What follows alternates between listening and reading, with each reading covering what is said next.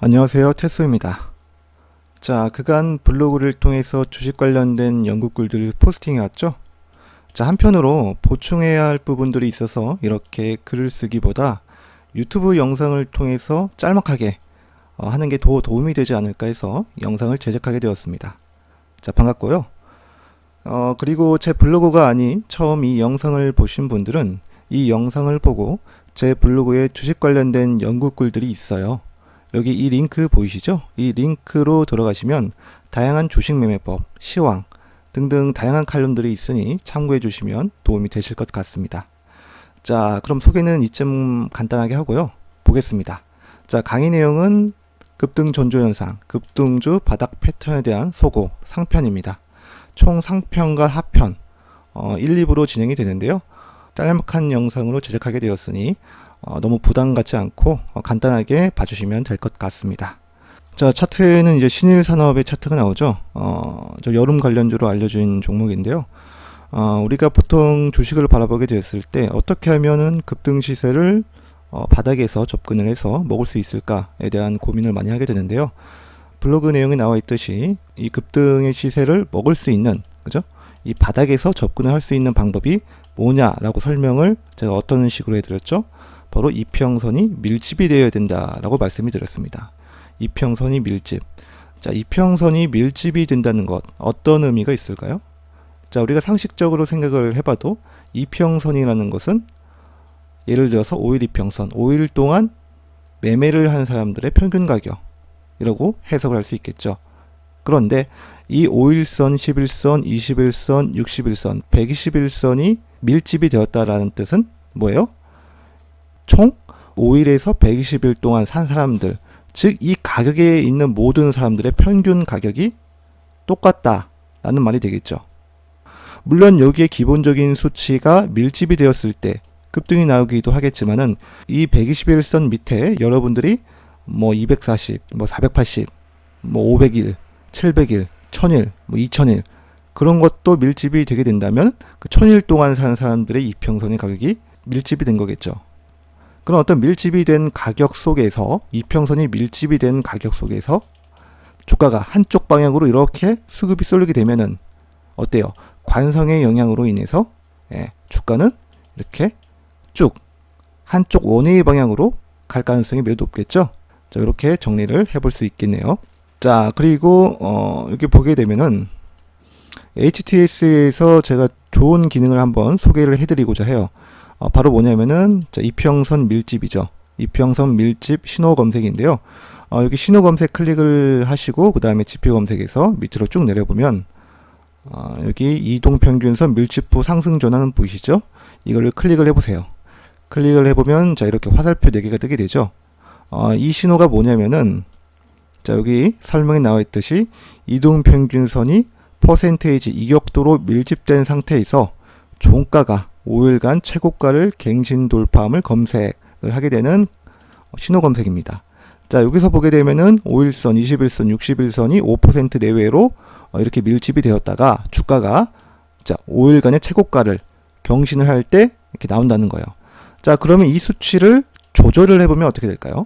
저는 이 수치를 좀 더 장기 이평선하고 섞여서 한번 조절을 해보도록 하겠습니다. 저는 20, 60, 120 그리고 퍼센테이지는 5% 말고 1% 줄여서 4%로 해보겠습니다. 자, 그러면 어때요? 화살표가 이렇게 밀집이 된 상태, 그죠? 에서 뜨게 되죠. 아까는 4개였는데 지금은 1개 정도밖에 안 뜨네요. 자, 차트를 보게 되면은 어때요? 자, 이 신호 검색이 나온 이후, 밀집이 된 이후에 주가는 그래도 어느 정도 이렇게 상승을 한 걸 확인을 할 수가 있죠. 요 정도. 자, 이렇게 이평선이 밀집이 되고 주가는 어때요? 한쪽 방향으로 수급이 쏠리게 되면은 주가는 자, 지지가 돼야 할 부분에 지지가 되고 이렇게 상승이 나오게 될 가능성이 높다라고 보시면 돼요. 여기도 그렇고요. 그 다음에 이 부분도 그렇고 이 부분도 그렇고 이 부분도 그렇고 이 부분도 밀집이 된 이유로 어때요? 상승이 좀 났죠? 이 부분도 그렇고요. 자, 물론 이평선이 밀집이 되었다고 무조건 가는 건 아니에요. 이평선이 밀집이 되었다고 무조건 가는 건 아니다. 이평선이 밀집이 되고 주가가 어느 순간 이게 결정이 돼요. 이 수급의 방향이 위쪽으로 살짝 쏠리거나 아래쪽으로 쏠리게 되면은 주가는 이렇게 좀 하락을 하게 되는 경향이 있어요. 원웨이로. 자, 그러니까 예를 들어서 뭐 120일 동안 이평선이 121선하고 5일선 이렇게 5개 이평선이 밀집이 되었다고 치면은 주가가 자, 이렇게 밀집이 되었다고 치면은 한쪽 방향으로 수급이 어때요? 자, 요런 식으로 이렇게 하방으로 나게 되면은 주가는 약세로 올 가능성이 이렇게 높다는 거예요. 왜? 이 사람들이 전부 다 가격이 동일하기 때문에 이 동일한 가격이 조금이라도 떨어지면은 더 손실을 볼 것 같다 이러면서 매도를 하는 사람들이 있겠죠. 그러면은 그런 사람들이 많을 수 있기 때문에 주가는 어때요? 이렇게 나도 팔래, 쟤도 팔래 막 이러면서 주가는 이렇게 좀 하방으로 진행이 될 수 있어요. 아시겠죠? 자, 그런 점이 있기 때문에 이평선이 밀집이 되었다고 선침해로 접근하지 마시고 이평선이 밀집이 되고 자, 이렇게 양봉, 장대 양봉이 나왔을 때 접근을 하는 것입니다. 이평선이 밀집이 되고 이격이 얼마 안 큰 상태에서 이렇게 장대 양봉이 발생하면 접근을 하는 것이죠. 자, 그럼 이제 신일산업 말고 다른 종목들도 볼게요. 다른 종목들도 보게 되면은 자, 아이크래프트를 봤을 때도 어때요? 이평선이 밀집이 되는 이후에 상승이 나왔죠. 이 장대 양봉이 났는데 11월 말에 장대 양봉이 나왔고 거래량에 실린 이렇게 고점이 나왔죠. 근데 고점이 나왔어도 여러분들이 전고점 돌파했을 때 접근을 하는 게 아니라 바로 이 고점이 나오고 난 이후에 주가는 이동평균선 밀집 신호가 나오고 장대 양봉이 나왔을 때 이 장대 양봉의 시가를 손절 라인으로 두고 어디요? 눌렸을 때 자, 요런 이 지점에서 매매가 가능하다는 거예요. 자, 요런 지점에서요. 그럴 때 주가가 시세가 나올 가능성이 있다 없다? 있다라는 거예요. 자, 과거에도 그랬죠. 과거에도 이 과거에서 보게 되면은 2014년도에서도 어때요? 이평선이 밀집된 바로 여기 신호에서 어때요? 주가는 상승이 나왔죠. 물론 이 고점을 돌파를 하지 않은 상태에서 자, 여기까지 시세 상승력이 한 30% 이상 정도 나왔죠. 그런 관점에서 보는 겁니다. 자, 여기서도 어때요? 이평선이 이 단기 고점이 나오고 그 다음에 이평선이 밀집이 되는데 여기서도 밀집이 되죠. 밀집한 이후에 이렇게 시세가 나오고 눌림 목대 여기서 잡아드는 거죠. 그래서 이동평균선 밀집 후 상승 전환이라는 신호가 나왔을 때 접근을 하다 보면은 좋은 결과를 낼 수 있겠다는 거예요. 자, 삼진이라는 종목도 마찬가지입니다. 어때요? 차트를 봤을 때 이 이동평균선 밀집 후 상승 전환이란 신호 검색을 했을 때 바닥권에서 돌아나가는 그런 어떤 시세 초입을 노려볼 수 있습니다. 여기서도 보게 되면은 주가가 단기간에 이제 고점을 형성하죠. 거래량에 실린 고점을 만들고 난 이후에 주가는 조정을 받는데 그러다가 주가는 어느 순간 이렇게 이동평균선 밀집 신호가 나올 때 그리고 난 이후에 어때요? 양봉이 나오게 됐을 때 우리는 눌림목에서 접근할 수 있다라는 것입니다. 손절은 이 양봉의 시가를 이탈할 때 손절이 되겠죠. 그런 방식으로다가 접근을 하는 거예요. 굉장히 쉽죠? 자, 파이오 링크도 최근 들어 이렇게 급상승이 났는데 보통의 이제 개인 투자자들은 어때요? 이렇게 장대 양봉이 터지고 난 이후에 이런 어떤 고점 부근에서 매매를 하지만 지금 제가 강의한 내용이 뭐냐면은 우리가 어떻게 하면은 바닥에서 접근을 할 수 있을까? 급등전조 현상을 알 수 있을까에 대한 내용이죠.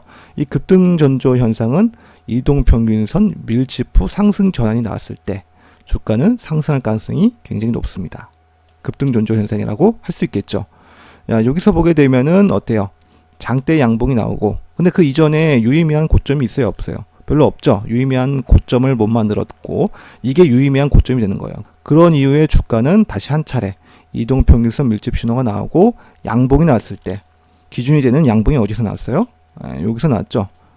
여기서 나왔고 이 시가를 이탈했을 때 손절인데 종가상 깼어요? 안 깼어요? 안 깼어요? 종가상 깨지 않았죠. 61선을 딛고 다시 한번 이렇게 상승이 나온 거.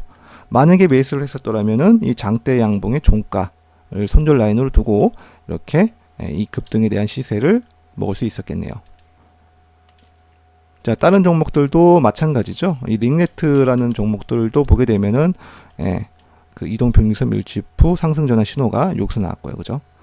그래서 여러분들이 보게 됐을 때 이 양봉의 시가 라인을 또 이탈하지 않으면은 주가는 어때요? 가기는 간다라는 거죠. 그런 관점에서 차트를 한번 돌려보시면은 분명 좋은 결과가 있으실 것이라고 보고 있습니다. 자, 여기서 말했듯이 이동평균선 밀집 상승 전환이 어디요? 여기서 이렇게 이제 많이 나왔죠? 그런데 주가는 어때요? 하락을 했죠. 그러니까 중요한 것은 이동평균선이 밀집이 이렇게 되었다고 해서 무조건 가는 것이 아니라 어때요? 추세를 이탈하게 되는 조금이라도 힘의 방향이 좀 위나 아래로 흐르게 되게 되면은 주가는 급락을 맞이할 가능성이 높다. 급락을 맞이할 가능성이 높다라는 것이죠. 그러면서도 다시 한번 이동평균선이 모아지게 되면은 주가는 다시 한 차례 급등이 나오고요. 이동평균선 밀집 후 양봉, 그런 관점에서 보시게 되면은 주가는 단기간 상승이 나올 확률이 있다라는 거예요. 자, 1강의 내용은 이렇게 간단하게 마칩니다. 약간 좀 두서없이 설명을 하게 했는데요. 그 영상을 많이 찍다 보게 되면은 늘게 되겠죠.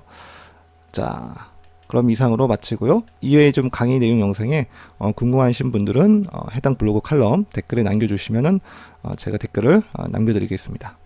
자, 이상으로 마치겠습니다.